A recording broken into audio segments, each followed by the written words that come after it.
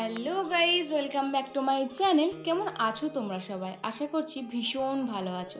ভগবানের কাছে প্রার্থনা করি তোমরা সবসময় খুব ভালো থেকো। তো চলে এসে আজকে আর একটা নতুন ব্লগ নিই। তো চলো এখান থেকে ব্লগটা স্টার্ট করা যাক। তো সকাল সকাল ঘুম থেকে উঠে পড়েছিলাম। উঠেই দেখছি বাইরে বেশ ঝলমলে রোদ উঠেছে, আজকে বেশ ভালো লাগছে। কিন্তু আমার একটা দুঃখের বিষয়, হাতের আঙুলের নখটাও কেটে গেছে, আর আমার পায়ের আঙুলের নখটাও মানে বুড়ো আঙুলের নখটাও কেটে গেছে। মানে অনেক দিন, এই 3-4 দিন ধরেই অনেক দিন ধরেই পায়ের নখটা কীরকম যেন একটা হচ্ছিলো, বড্ড ব্যথা করছিলো, আর শুধু মনে হচ্ছে না উঠে যাবে এরকম ব্যাপার। এই কদিন ধরেই হচ্ছিলো, কিন্তু হঠাৎ করে আজকে দেখি যে বাপরে কি সর্বনাশটাই হয়ে গেছে। মানে আমার যেখানেই লাগছিল সেখানেই আমার প্রাণটা বেরিয়ে যাচ্ছিলো, এরকম অবস্থা হচ্ছিলো। আমি ভয়ে ভয়ে চলছিলাম।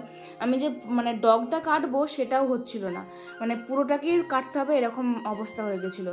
তো আজকে হঠাৎ সকালে উঠে দেখি না পুরো নখটার পায়ের মানে উঠে গেছে। আমি তো পুরো দেখে অবাক। তারপর দেখছিলাম যে খুব একটা কিন্তু ব্যথা লাগেনি, মানে নিজে থেকে উঠে গেছিলো, তো সেজন্য খুব একটা লাগেনি, আমার ব্যথাও হয়নি।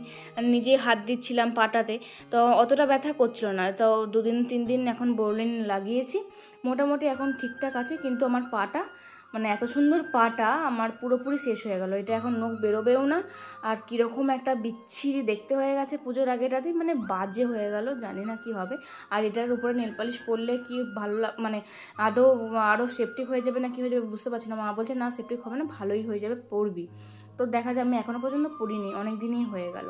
তো এইসব করতে করতে দেখি বাইরে পার্সেল এসে গেছে। দাদা ফোন করলো যে পার্সেল আছে একটা। তো আমি নিয়ে চলে এসলাম, আর মাকে বললাম যে তুমি একটু ওপেন করো তো, কারণ ওরা তো কেউ ক্যামেরা আমার ধরে দেবেন। তাই মাকেই বললাম যে তুমি ওপেন করো, আমি ক্যামেরাটা ধরছি, কী আছে একটু দেখে নিই, তারপরে স্নান টান করবো। ব্লগ করার এখন আর কোনো রকম ইচ্ছে করছে না খুব একটা। ওই টুংটাং মানে ওই সারাদিনে পার্সেল আসছে সেগুলো একটুখানি করে করে করে রাখছি, তারপরে ওই কোনোটার সাথে কিছু একটা করে ওই জুড়ে দিচ্ছি। মানে কন্টিনিউ যে সকাল থেকে রাত অবধি একটা যে ডেলি ব্লগ যেটা হয় সেটা আমি করতেই পারছি না। মানে ধরো একটুখানি সকালটা করলাম, তো আবার সেই সন্ধ্যে থেকে শুরু করলাম, দুপুরবেলা একটুখানি ব্লগে দেখালাম পার্সেল এসে, তারপরে আবার সেই রাত্রেবেলাতে দেখালাম, এরকম টাইপের হয়ে যাচ্ছে। আজকেরটা সেমই হয়েছে। আর এই যে ছোটো ছোটো গাছগুলো অর্ডার দিয়েছিলাম, তবে আরেকটু বড় ভেবেছিলাম, আশা করেছিলাম, অনেকটাই ছোট এসেছে।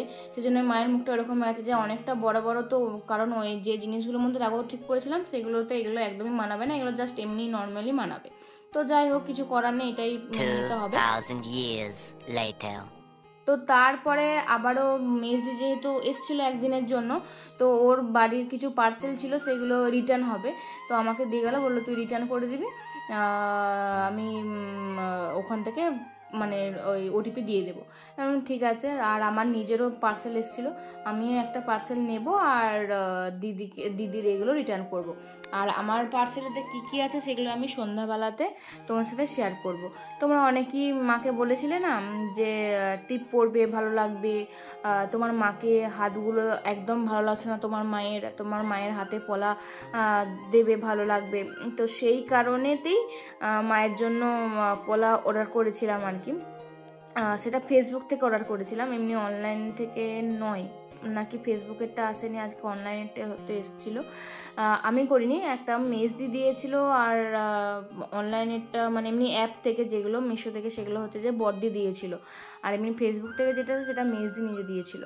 তো তারপরে তো আর দেখানো হলো না, তো একটু ঘুমিয়ে পড়েছিলাম। বিকেলবেলার সময়ই যত পার্সেলগুলো আসে, তারপর সন্ধে হয়ে গেছে, মা সন্ধ্যাবেলা দেখিয়ে দিয়েছে। আর আজকে সকালবেলাতে যেহেতু মুড়ি খাওয়ার জন্য কিছু করেনি, মা বললো দাঁড়া আজকে সন্ধ্যাবেলাতে পকোড়া করব।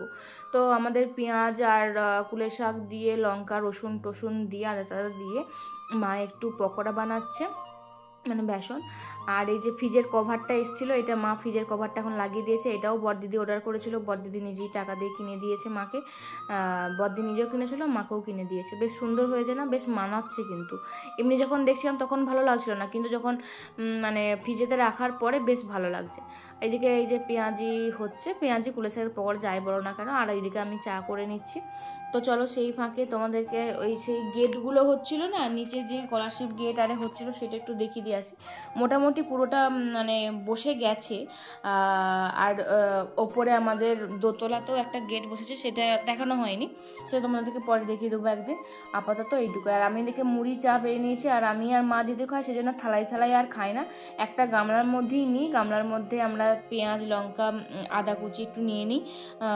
তো দেন সবাই দুজন মিলে মেখে গল্প করতে করতে চা দিয়ে খাই। ভীষণ ভালো লাগে একসাথে এরকমভাবে মুড়ি মেখে খেতে, আলাদা আলাদাভাবে খেতে ভালো লাগে না। আর এই যে ফুলের সেই ছোট্ট বড় ফুলটা এখন এখানে রেখেছি। আর এই যে কলাশিপের গেটটা মোটামুটি বসে গেছে, এবারে রং করতে হবে, প্লাস্টার করতে হবে এই জায়গাগুলোতে, অনেক ঝামেলা। তো বাড়িতে এখন সামনেই অনুষ্ঠান, রান্না পুজো আরে আছে, তো সেই সব চবুট টুকু গেলে তারপরে এখন ওইসব ভাবা যাবে। মানে একটার পর একটা লেগেই আছে, বিরক্ত লাগছে আর ভালো লাগছে না, কিন্তু মানে এগুলো আমাদের করণীয়, এগুলো করতেই হবে। মানে অনেক কিছু কারণ আছে, যাই হোক। তো এদিকে মুড়ি নিয়ে চলে এসেছি, তো মা এদিকে মুড়ি মেখে নিচ্ছে। এবার চলো আমরা একটু চাটা দিয়ে খেয়ে নেবো। এত ভালো লাগে এইগুলো দিয়ে মুড়ি খেতে, পকোড়া বানিয়ে মুড়ি খেতে, মায়ের হাতেই হোক, ভাইয়ের হাতেই হোক, আর মেজির হাতেই হোক, কিন্তু অসাধারণ হয়। আমি চেষ্টা করিনি এখনও, হয়তো চেষ্টা করলে পারবো, বাট আমি করা হয়নি। আমি রান্নার কাজটায় প্রচুর কাঁচা, প্রচুর, ভীষণ ভয় লাগে যে যদি খারাপ হয়ে যায় এরকম, যেন করাও হয়নি। বাকি মোটামুটি কাজগুলো পারবো, কিন্তু এই রান্নার বিষয়টা একদম পাচ্ছি না। মানে আমার নিজেরই খারাপ লাগে, একদম ভালো লাগে না। এত বুড়োধারী মেয়ে হয়ে গেছে, এখনও রান্না টান্না পাচ্ছি না। তো যাই হোক, ওটা তো শিখতে তো হবে, ওটা না শিখলে তো মানে ভবিষ্যৎ পুরো অন্ধকার। তো এদিকে মাকে তারপরে খাওয়া দাওয়া হয়ে যাওয়ার পরে মাকে বললাম যে চলো কি আছে খুলে দেখা যাক। তো এটাই ভেবেছিলাম যে পলাটাই আসবে, তো এই পলাটাই এসেছে। এরকম সেম পলা আমি আর একটা অর্ডার দিয়েছিলাম, মানে দু হাতে দুটো পড়বে, এক হাতে পড়লে আর একটা হাতে কি পড়বে সেই কারণে।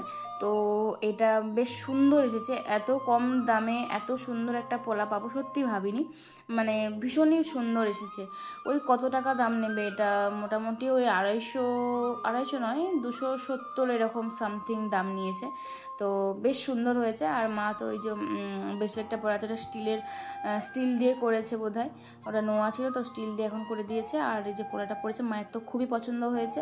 আর ওই হাতে মা একটা এমনি বালা, আর সেই দিদিরাই দিয়েছিল ওই রূপোর একটা পোলা ওরকম পরেছে। আর এই যে ব্যাগটা অর্ডার দিয়েছিলাম, মা বলেছিল না যে দেখে ব্যাগটা বেশ পছন্দ হয়েছে, তো একটা অর্ডার দিবি। তো আমি ভেবেছিলাম যে ওইটা মাকে দেবো না, ওটার মতনই অন্য একটা দেবো, কারণ একই জিনিস ও নেবে আমি নেবো, সব ভালো লাগবে না, তার থেকে ঘুরিয়ে ফিরিয়ে নেবো, বেশ ভালোই হবে। তো তারপরে মাকে দেখলাম যে মাকে ঠিক এটা মানাচ্ছে না, এগুলো আমার জন্যই ঠিক আছে, বা কলেজ পড়ুয়া মেয়েদের জন্য এগুলো ঠিক আছে। মায়ের অনেকটাই বড় হয়ে যাচ্ছে, আর হ্যান্ডেলটাও অনেকটা চওড়া হয়ে যাচ্ছে, আর ব্যাগের সাইজটা অনেকটাই বড়।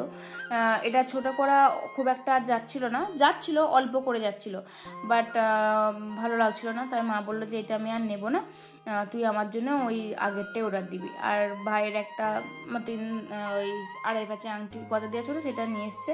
আমি বললাম যে তামার চলবে না, ওটা রুপোরই করতে হবে। তো আবার যে এখন রুপোর করাবে। তো চলো, এই ছিল আজকের ব্লগ। কেমন লাগলো অবশ্যই জানাবে, আর যদি ভালো দেখো অবশ্যই লাইক কমেন্ট শেয়ার করে দিও। জানি ব্লগটাতে সেরকম কিছু নেই, এইভাবেই আমাকে ব্লগ করতে হচ্ছে সিম্পল, কারণ এখন আমার আর ব্লগ করার ইচ্ছে নেই, আমার টাইমও নেই। তো চলো আজকের মতন বাই বাই, দেখা হচ্ছে পরের ব্লগে। খুব ভালো সুস্থ থাকবে, বাই।